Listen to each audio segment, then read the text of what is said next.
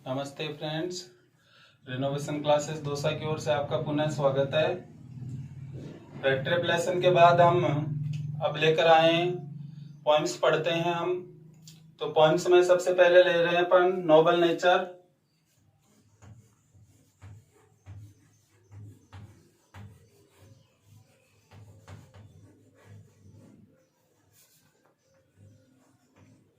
तो noble nature है ये नेक, उत्तम गुण।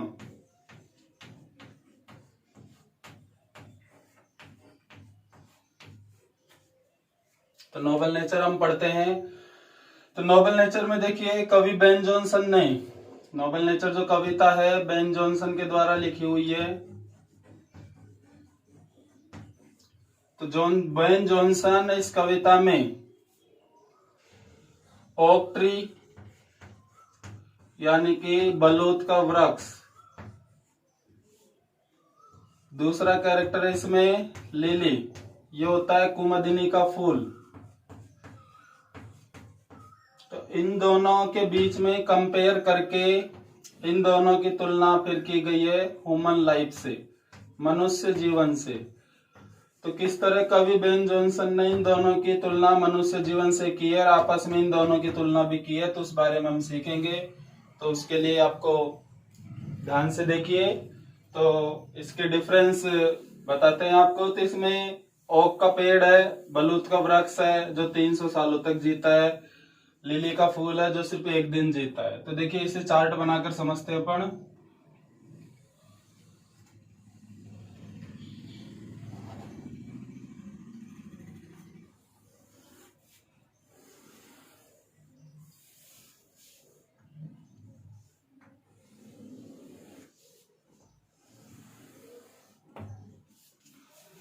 देखिए सबसे पहले देखते हैं अपन ओक के बारे में। ओक ट्री,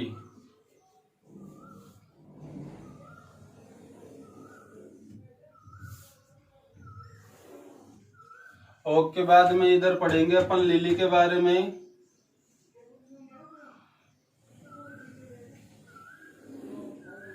और लिली के बाद में पढ़ा जाएगा ह्यूमन, मनुष्य।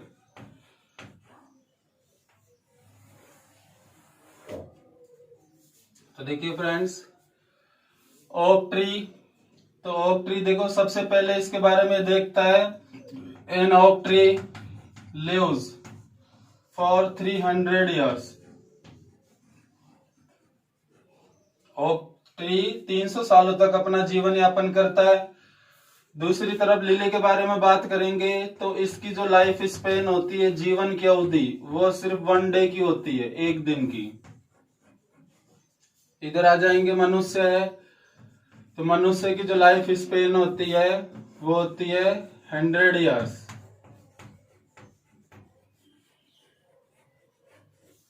तो सबकी लाइफ भी अलग अलग है, सबके काम भी अलग अलग है।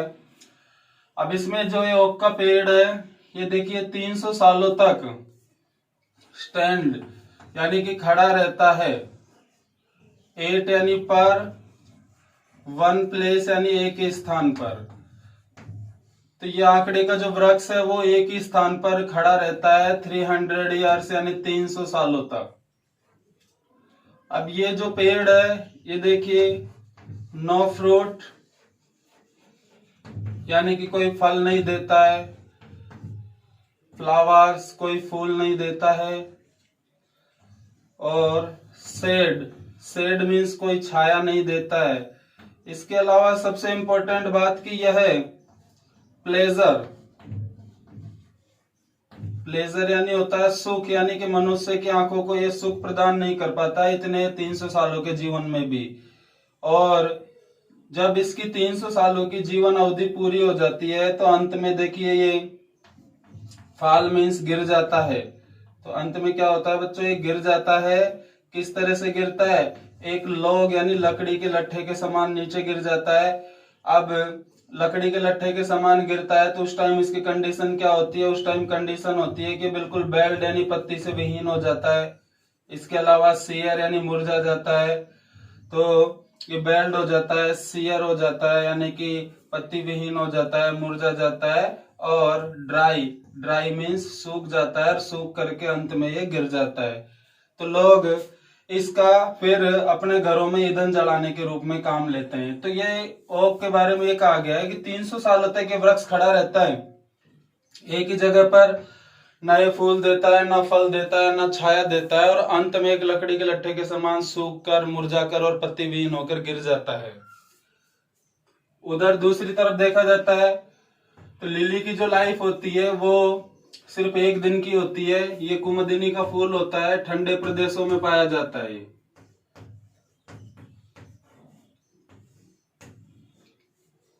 तो ये सिर्फ एक दिन के लिए जीता है। तो देखिए जो लिली का फूल होता है ये मई के महीने में अत्यधिक सुंदर होता है, फेयरर होता है।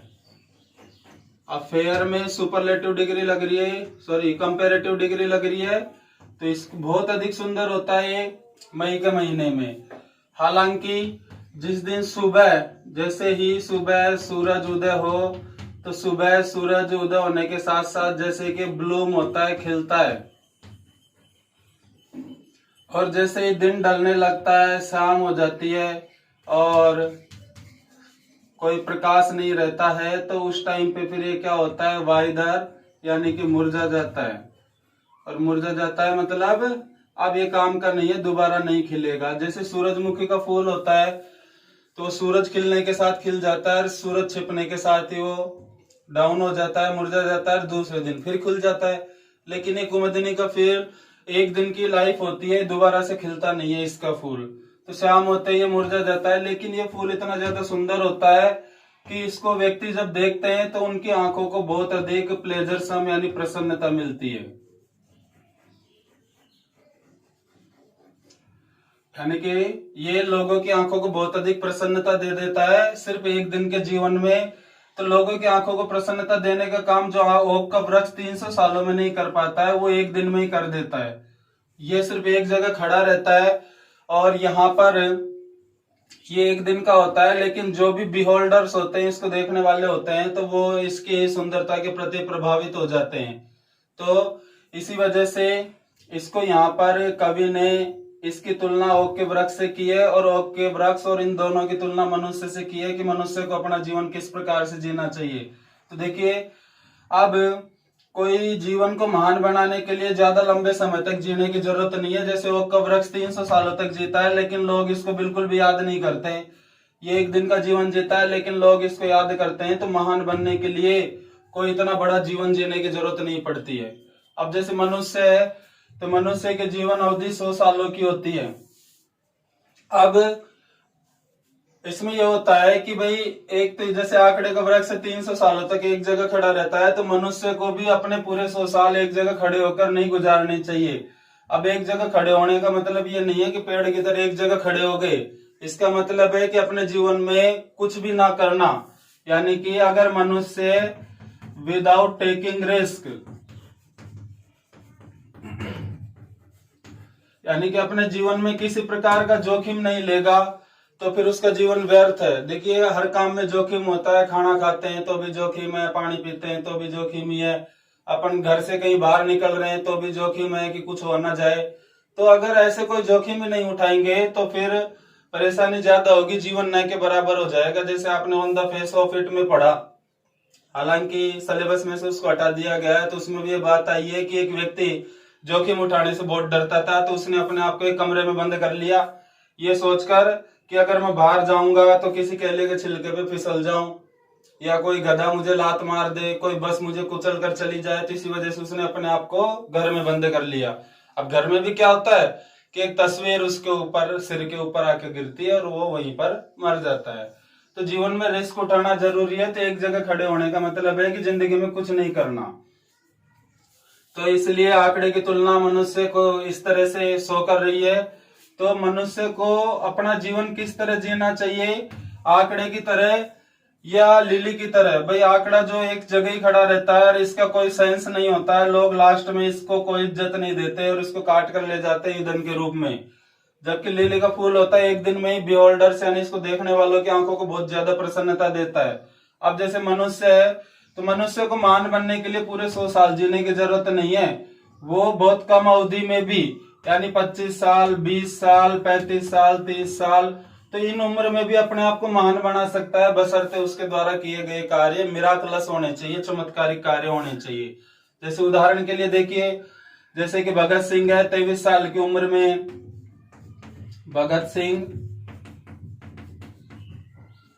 इस दुनिया में नहीं रहे थे, लेकिन देखो 23 साल की उम्र में उन्होंने ऐसे मिराकुलस कार्य किए कि उनकी वजह से मतलब आज भी संसार उनको जानता है।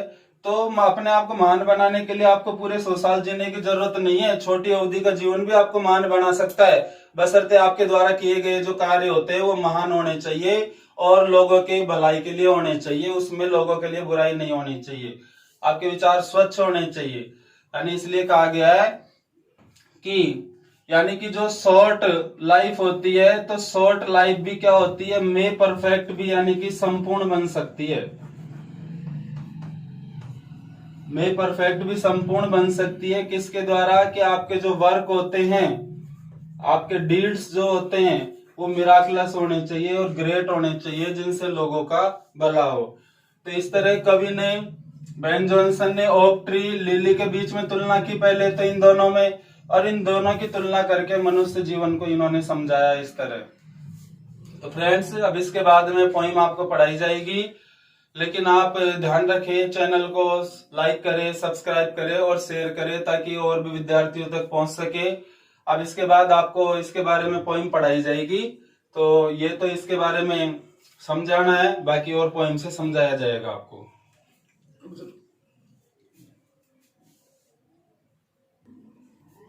ठीक है फ्रेंड्स, अब पोइम देखते हैं इसके बारे में, नोबल नेचर। तो देखिए इसमें सबसे पहले दिया हुआ आपके कवि बेन जॉनसन लिखता है यहाँ पे कि it is not growing like a tree in bulk. तो कवि बेन जॉनसन यहाँ क्या कहता है कि it is not growing like a tree in bulk. तो बल्क होता है, क्या होता है? ये होता है आकार, वजन। तो कवि क्या कहता है कि आकार या वजन में एक पेड़ के समान, ग्रोइंग मीन्स निरंतर बढ़ते रहने से, डोथ यानी दोनों ही, मेक मैन बेटर बी।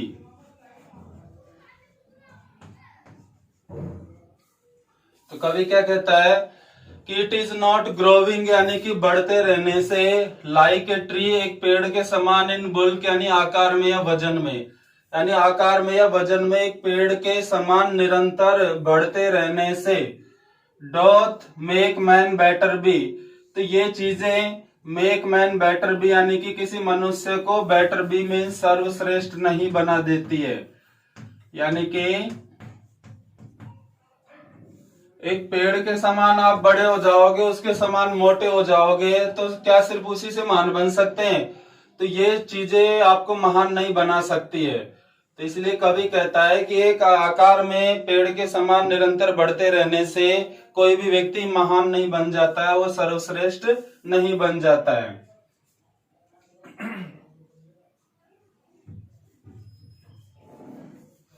और इसके अलावा स्टैंडिंग यानी खड़े रहने से भी कोई महान नहीं बन जाता है लंबे समय तक। और स्टैंडिंग लॉन्ग एन ओक, और एक बलूत के वृक्ष के समान स्टैंडिंग यानी खड़ा रहने से, लॉन्ग यानी लंबे समय तक, जो 300 ईयर्स यानी 300 सालों तक अपनी एक ही जगह पर खड़ा रहता है।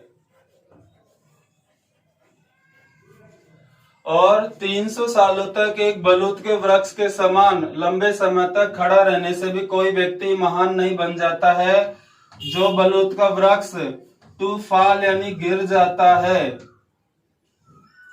ए लॉग यानी कि एक लकड़ी के लट्ठे के समान, एट लास्ट मीन्स अंत में, यानी कि एक आंकड़े के या बलूत के वृक्ष के समान 300 सालों तक एक जगह खड़ा रहने से भी कोई मनुष्य महान नहीं बन जाता है, जो कि एट लास्ट अंत में टू फॉल गिर जाता है। लोग मीन्स एक लकड़ी के लट्ठे के समान, ड्राई मीन्स सूख कर, बेल्ड मीन्स पत्ती विहीन होकर, और सियर यानी मुरझा कर वो गिर जाता है। और उसके बाद लोग उसकी लकड़ियों को ईंधन के रूप में अपने काम में लेते हैं।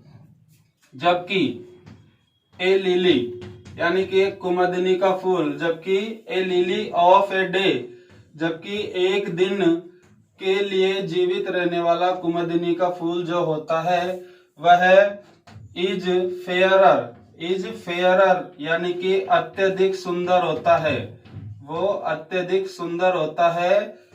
और फार यानी अत्यधिक, तो फेयरर यानी सुंदर होता है और फार यानी अत्यधिक सुंदर होता है। इन मई यानी कि मई के महीने में जो यह फूल होता है वो अत्यधिक सुंदर होता है।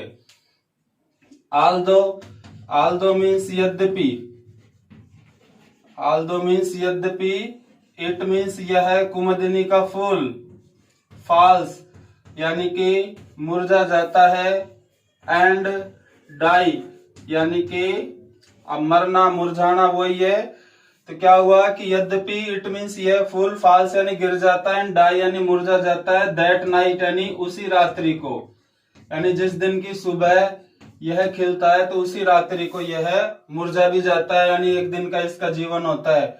लेकिन इसकी सुंदरता इतनी ज्यादा होती है कि जो भी बिहोल्डर्स होते हैं वो देख करके बहुत खुश होते हैं इस फूल को देख करके, जो खुशी उन्हें बलूत के वृक्ष को देखने पर नहीं मिल पाती है। अब इसके बाद में दिया गया है कि it was the plant and flower of light. तो अब देखिए इसमें बिल्कुल पॉइंट की तरीके से चला जा रहा है। अब जैसे देखिए इस लाइन में बता दिया गया कि भाई उसी रात्रि को, यानी कि जिस दिन ये फूल खिलता है उसी रात्रि को मुरझा जाता है। तो अब जस्ट इसी के बाद की बात तो ये, यानी कि लिली का फूल इसमें मुरझाया हुआ बताया गया है, तो इसलिए इसके साथ में वाज का प्रयोग कर दिया।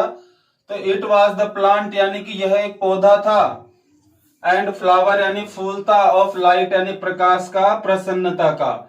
तो यह प्रकाश और प्रसन्नता का पौधा रहा था। तो ये प्रकाश का जो पौधा और फूल रहता है, यानी कि प्रकाश और प्रसन्नता, यानी कि लोगों को ये आंखों में प्रकाश से मतलब ये होता है कि लोगों की आंखों को प्रसन्न कर देता है, उनको खुश कर देता है। तो इसलिए कवि बेन जॉनसन कहते हैं कि यह प्रकाश का या प्रसन्नता का पौधा और फूल था।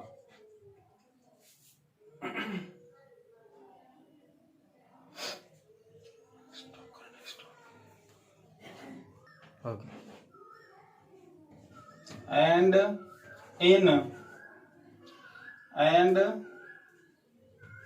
in small proportion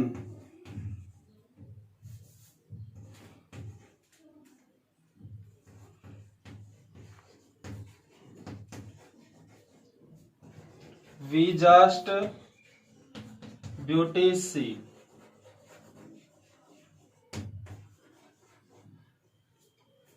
एंड और इन स्मॉल प्रोपोर्शन, इन यानी में, स्मॉल यानी छोटे से, प्रोपोर्शन यानी अनुपात में, वी मीन्स हम, जस्ट केवल, ब्यूटी सुंदरता, सी यानी देख पाते हैं। और लिली के जीवन का जो छोटा सा जीवन होता है, छोटे से जीवन का अनुपात होता है, उसमें हम केवल सुंदरता देख पाते हैं। जबकि बलूत के वृक्ष का जो जीवन होता है 300 सालों का होता है, लेकिन उन 300 सालों में भी हम कोई सुंदरता नहीं देख पाते हैं। एंड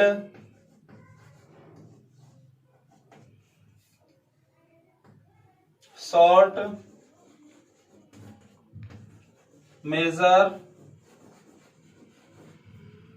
लाइफ, और शॉर्ट यानी छोटी, मेजर यानी अवधि का, लाइफ यानी जीवन भी, में परफेक्ट भी, और छोटी अवधि का जीवन भी परफेक्ट यानी कि पूर्ण, और बी यानी बन सकता है।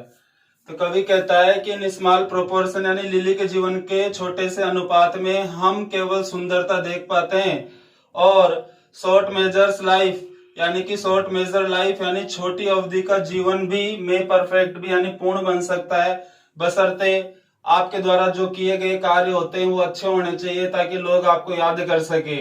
ऐसे नहीं कि आपके मरने के बाद कोई आपके बारे में बातें ही ना करे। तब जैसे लिली एक दिन के लिए खिलता है लेकिन लोग इसकी सुंदरता के बारे में बातें करते हैं, ये इसकी महानता दिखाता है, तो ठीक उसी तरह मनुष्य को भी अपना जीवन इस तरीके से जीना चाहिए कि लोग उनके बारे में बातें कर सके, अच्छे डीड करने चाहिए। अब जैसे खूब महान इंसान हुए महात्मा गांधी, चंद्रशेखर आजाद, सुभाष चंद्र बोस, तो जो भी है इन्होंने अपने जीवन में अच्छे काम किए तो ये पीढ़ियों तक याद किए जाएंगे। कल्पना चावला है, बहुत छोटी उम्र में खत्म हो गई, लेकिन उससे पहले उन्होंने इस संसार में ऐसा काम कर दिया कि सब लोग उनको याद करेंगे। तो इसलिए लास्ट लाइन है तो ये यही कह रही है कि आपकी छोटी अवधि का जीवन भी आपको पूर्ण बना सकता है, लेकिन आपके द्वारा किए हुए कार्य महान होने चाहिए। अब इसके क्वेश्चन आंसर ऐसा है, तो जैसे कि इसमें कवि बेन जॉनसन प्रकृति के किन दो उदाहरणों को यहाँ प्रस्तुत करता है, तो कवि देखिए यहाँ पे ओक ट्री और जो ये क्या नाम से लिली का फूल है, इन दोनों को प्रकृति के उदाहरण के रूप में लेता है जिनकी तुलना ये मनुष्य जीवन से करता है। अब रही बात इसमें इसके थीम की कविता की, तो कविता की थीम के बारे में बातें करें तो वो इस तरह होती है कि ये जो कविता है नोबल नेचर, तो नोबल नेचर जो पोइम है तो इसमें कवि बेन जॉनसन है, तो the poet Ben Jonson draws two symbols from nature, an oak tree and a lily flower, दोनों को लेता है, यानी कि एक ओक ट्री और एक लिली के फ्लावर को लेता है। तो यहाँ पर ये जो पोइम है, the poem represents meaningless life of oak tree, यानी कि जो व्यर्थ जीवन होता है आंकड़े के वृक्ष का उसको प्रस्तुत करता है, जो कि अपने पूरे जीवन काल में 300 सालों तक एक ही जगह खड़ा रहता है और अंत में वो सूख कर, मुरझा कर और पत्तीविहीन होकर गिर जाता है। जबकि जो लिली का फूल होता है तो उसका जो जीवन होता है वो क्या होता है, मतलब डीड से भरा हुआ होता है और मीनिंगलेस नहीं होता है, मीनिंगफुल लाइफ होता है लिली का जीवन, अर्थपूर्ण जीवन होता है। तो इसलिए कवि यहाँ पर तुलना करता है कि मनुष्य को अपने जीवन को अर्थपूर्ण बनाकर जीना चाहिए, अर्थहीन बनाकर नहीं जीना चाहिए। तो इस तरह फ्रेंड्स आपकी ये पोएम कंप्लीट हो गई, आप इसको ढंग से पढ़े। और इसके अलावा देखिए फ्रेंड्स, अब आप इस चैनल को लाइक भी करें, सब्सक्राइब करें और अपने फ्रेंड्स के साथ शेयर करें, जिससे सभी लोगों के पास ये पहुंच सके। अब इसके बाद अगली पोएम जो है आपके सिलेबस में उसके साथ हम प्रस्तुत होंगे। तब तक के लिए जय श्री राधे कृष्ण।